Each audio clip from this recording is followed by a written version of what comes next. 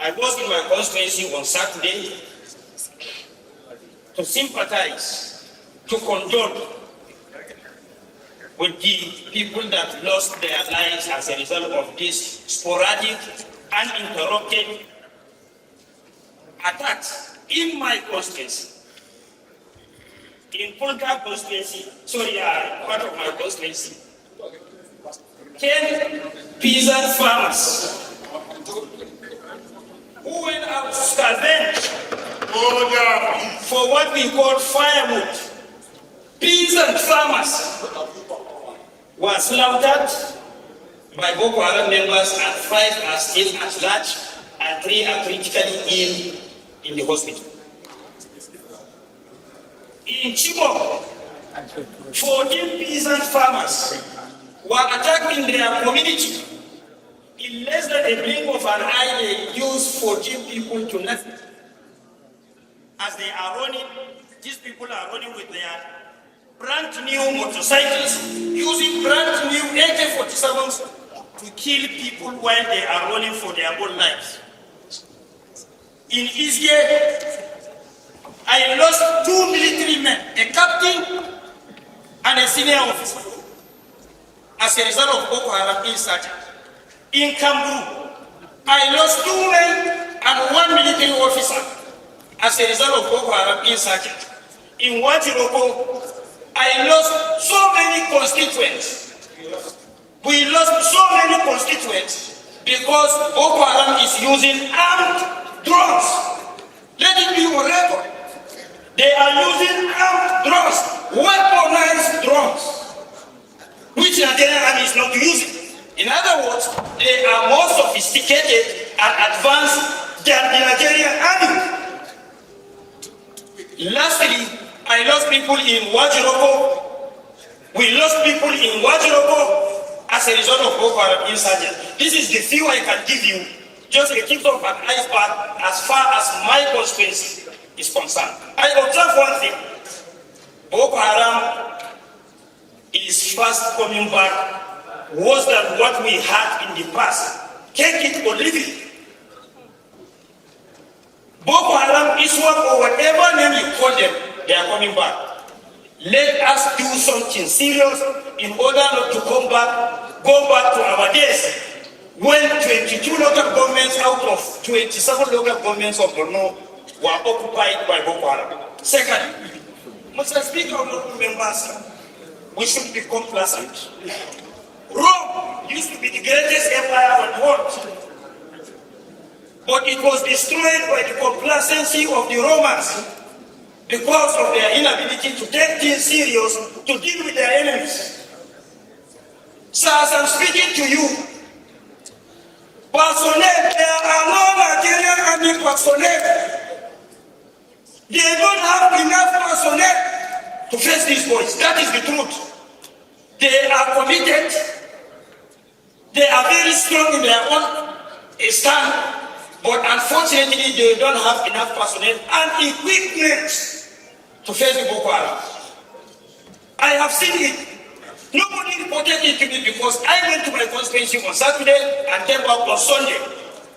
So, Mr. Speaker, honorable members, we shouldn't become complacent with this. I align with Honorable Gadi by saying that we should do our own this by doing the proper oversight of money expanded, because between 2015 to 2019, Nigerian government spent 19.17 trillion naira on security issues. I have the record with me. So we shouldn't be complacent. Mr. Speaker, let me raise my voice here. My sister who lost 29 people as a result of insurgency, she may have something to say. And other honorable members, I thank you very much for listening, and we should rescue our country in Nigeria. Thank you, sir. Mr. Speaker, I will be very brief. I just, first of all, want to concur with all the previous speakers, Mr. Speaker.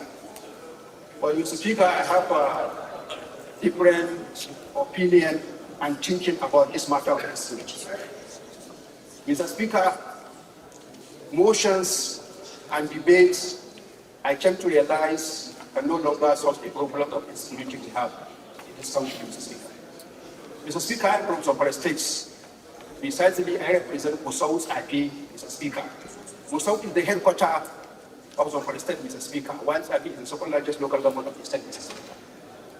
Mr. Speaker, this year alone, I have several motions of insecurity. Majority of my motions of this year is about insecurity, with the killings that are taking place in my constituency.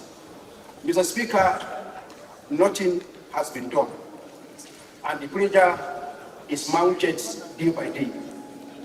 Our people have been killed day by day, Mr. Speaker. Therefore, Mr. Speaker, I want this honorable House to come with another idea to be fair with our people. Mr. Speaker, we have to think how to create a law that will allow our people to protect themselves, Mr. Speaker.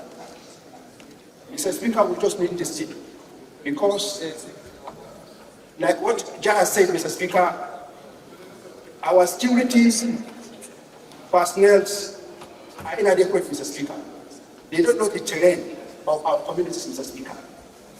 They are trying their best, but the problem, Mr. Speaker, they are inadequate and they don't know the terrain of our communities. Mr. Speaker, let this honorable House think a law that will allow our people to protect themselves from this menace, Mr. Speaker.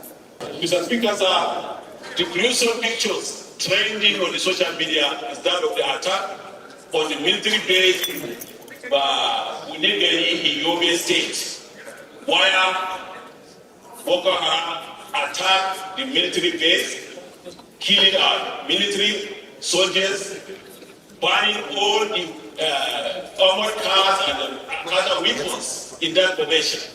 And after the point I'm talking, Mr. Speaker, sir, I have already posted on the platform of the 10th chamber. You can go through those pictures, Your Excellency. We need to have time on these security issues. It's not something we can be discussing this plenary to get solution to the problem, the plight our people are. Both the military themselves, they have lost a lot of men on the battlefield. As said by Honorable Dr. Gimba, there are foreign influence, whether we like it or not, there are foreign influence. Because whenever fight occurs, you will see a lot of weapons which they have superpower upon our military. What's happening? There are a lot of things to discuss. So this issue of security is not something we can just discuss here and then go away. We need to have a very drastic and aggressive measure, Mr. Speaker. That's my advice, sir. We need to take action, not talking on this issue and then leave it as they are. We have very serious issues, particularly the Northeast. The Boko Haram are coming back with full force. So the government has to do something. My heart really breaks when people are talking of 2027 politics. If there is no peace, there is no way you can play your politics. We need to save our people first. So that's the issue, Mr. Speaker. So secondly, as part of the prayers, I'm suggesting, Mr. Speaker, the Committee on Army, the Committee on Security and Intelligence should come together, even with the police, for them to send a very high delegation for the military personnel, military formation in Yobe, because if you see those pictures, we don't have any cause to sit down here to discuss the issue. We need to take it up with the presidency as well. So, Mr. Speaker, we need to do something serious on these issues.